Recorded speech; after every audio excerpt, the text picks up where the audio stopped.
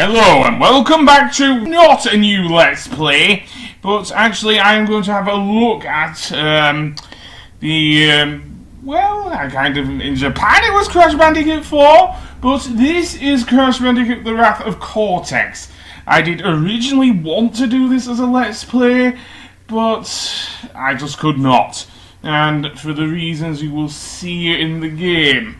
So yeah, this is the first game release, or first platformer at least in the Crash series that was released after, of course, Crash Bandicoot, dare I say, Bandicoot 3 Warped.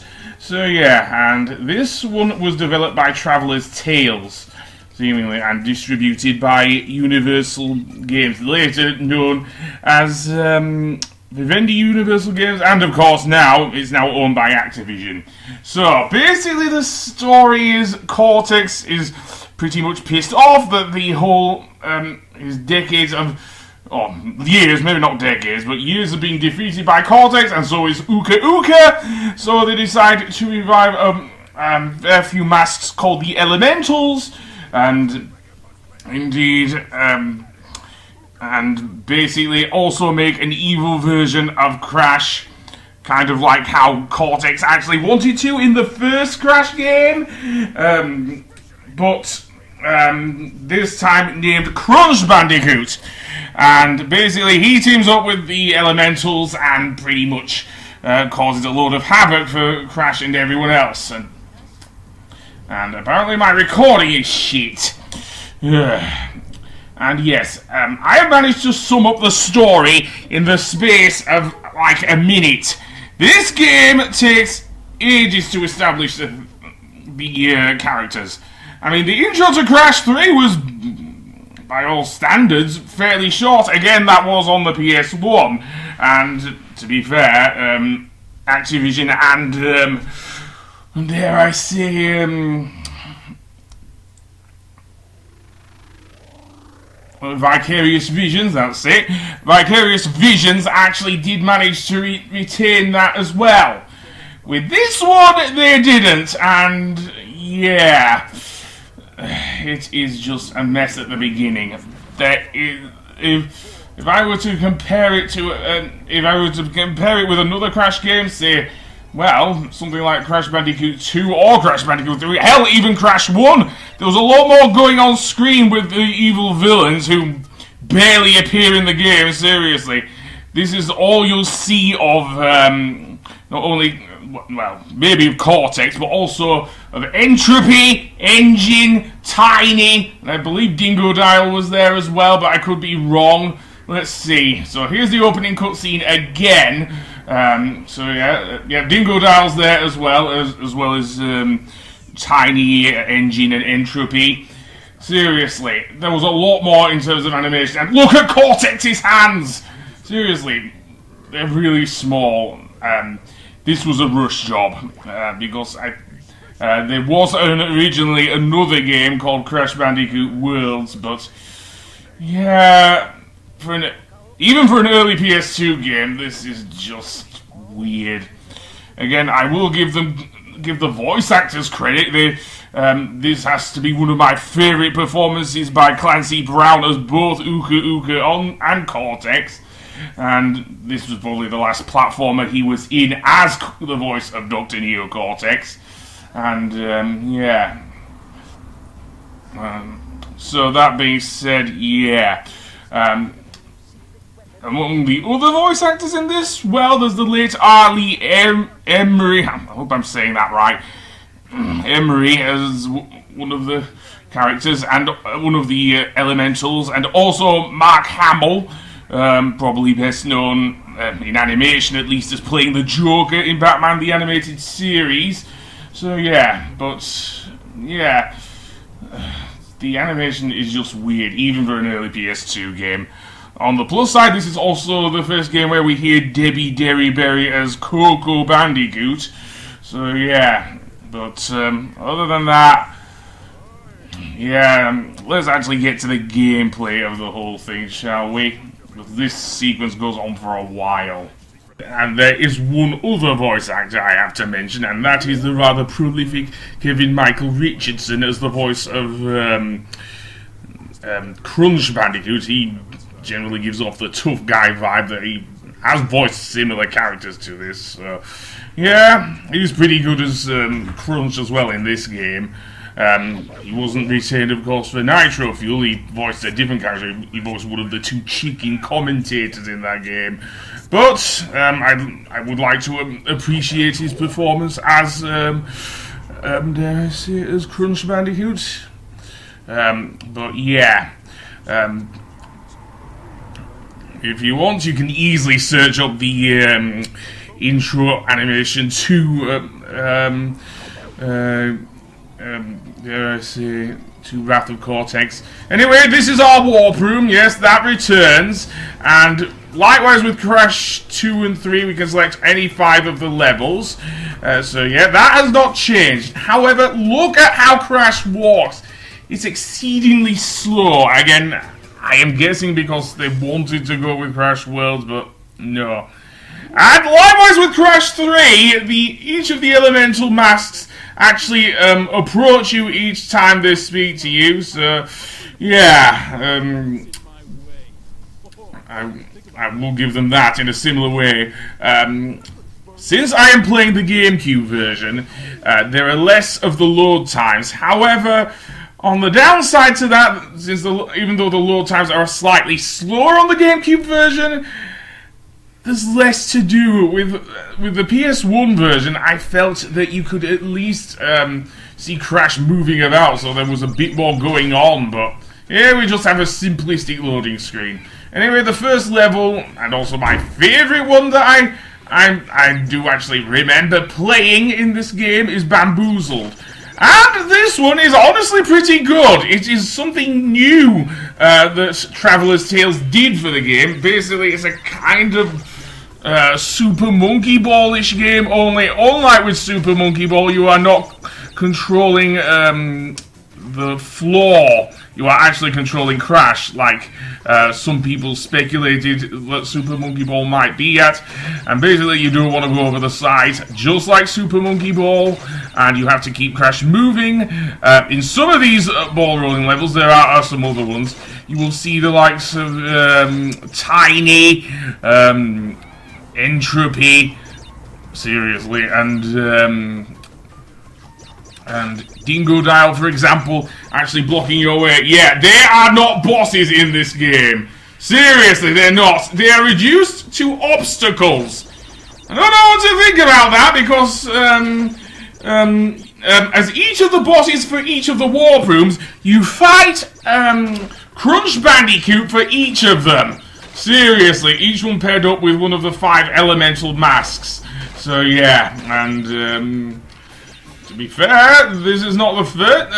This is the first time that Crash did try this, and something that would later be somewhat perfected with the masks in the quantum masks in. Even though I've not played it that much at all, actually, it's about time. So I can see why they would want to create new masks. It's just a shame that Crash can't use them, and they are inherently seemingly evil in this game. Potentially on the same side as Uka Uka. So yeah, I don't fault this. And I do like this level. There are some good levels in this game. It is just that for all the momentum of this level, this being my favourite of the first warp room, we will be seeing another level where it does not. I speak, of course, of the underwater levels, which I will be covering a little later. Yeah, this will be multiple episodes because my editing really sucks. Yeah, I'm sorry, but it does.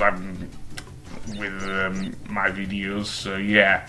And that being said, to actually slow Crash down, you have to pull back on the controller, which honestly does work. You're able to do it in time for Crash to stop before he falls off the bamboo walkway. So yes, quite a challenging first level that I chose. Again, the real first level is actually Arctic Antics. So the actual first level is an ice stage. and it is actually worse than Crash 2. Seriously. For every good new idea that they did have, there are a load of ideas that they just decided to borrow heavily from the Naughty Dog games, and it really shows. Seriously. Also, weirdly, the compression with the Wumpa Fruit sounds really weird here. Seriously. And there's also some sound problems with the game as well. I mean, on the GameCube version, and that is with the various things. Firstly, with some of the sound effects, and there's also a bit of slowdown as well. I don't know if the GameCube can handle it, which is weird because I think the GameCube is more powerful than the PS2, but it certainly didn't come off here. And yes, you do still have to get each of the 25 crystals, just like in Crash 2 and 3. Yada yada yada. And yes, there are also gems and relics, including of course hidden gems via gem and death roots.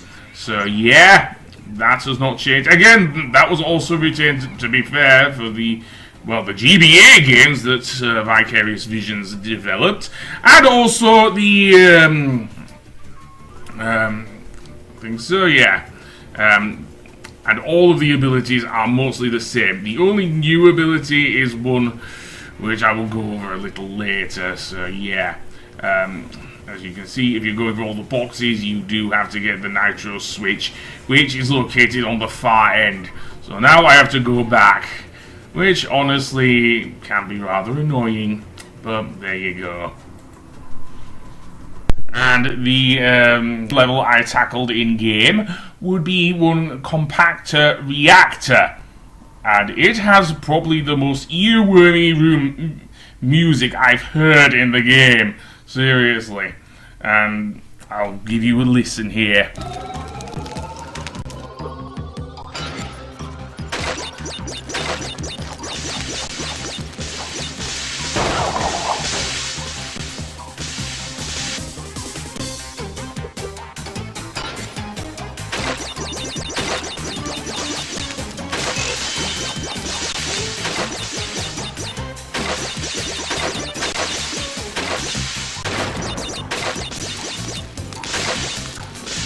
The music itself was composed by Steve Duckworth, who would later go on to do, dare I say, Spyro, A Hero's Tale, so yes. And it isn't bad, to be honest. It may not be as great as Josh Mansell's music for the first 3 games, and also Crash Team Racing, but it isn't bad. It does fit the Crash Bandicoot style, to be fair. The only of Josh Mansell's music that does return is the Crash 3 theme, which annoyingly does get reused also in the GBA games as well, so yeah. The only annoying thing I'll say about Steve Duckworth's music is it just stops. Seriously, it just stops.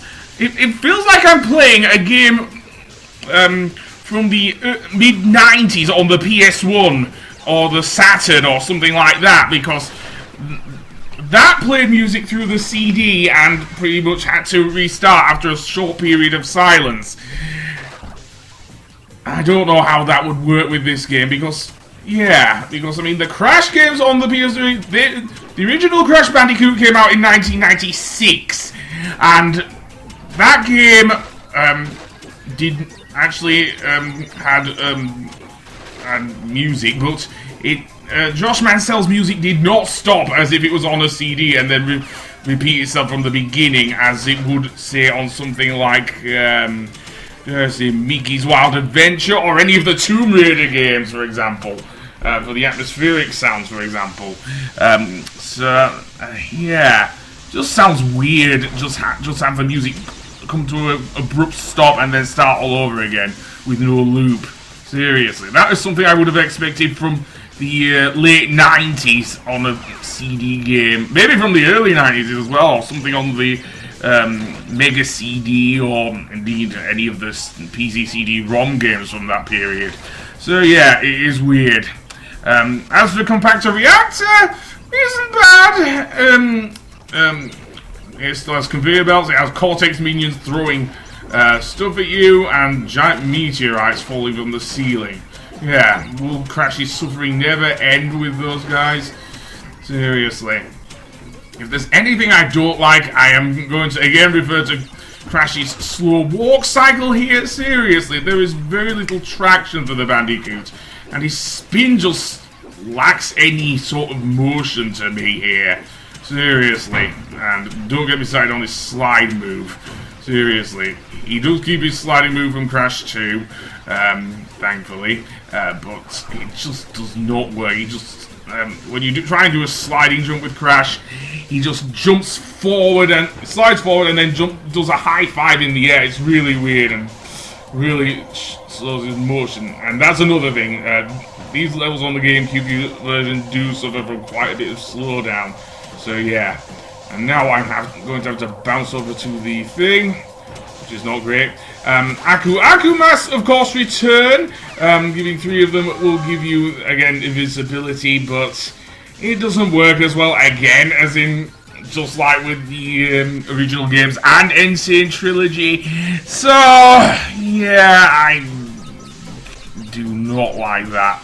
But other than that, it is okay. It still functions well in game. So that isn't a problem with the Aku Masks, really. So yeah, and when you go to the bonus stage, likewise with Crash 3, it'll play a version of the main theme. Unfortunately, this is also affected by what I like to call the 90s CD music curse. Seriously, at least I can forgive it from the point of view of the 90s. Another thing about the music, it still plays when you pause the game! Seriously. What the hell? That did not happen in those games. It didn't happen in Insane Trilogy either. But never mind. Quite a lot of a beef with this game I do have. Well, never mind. I'm going to look at the castle levels and maybe the most dreaded levels, the underwater levels, in the next episode. So I will see you then. Goodbye.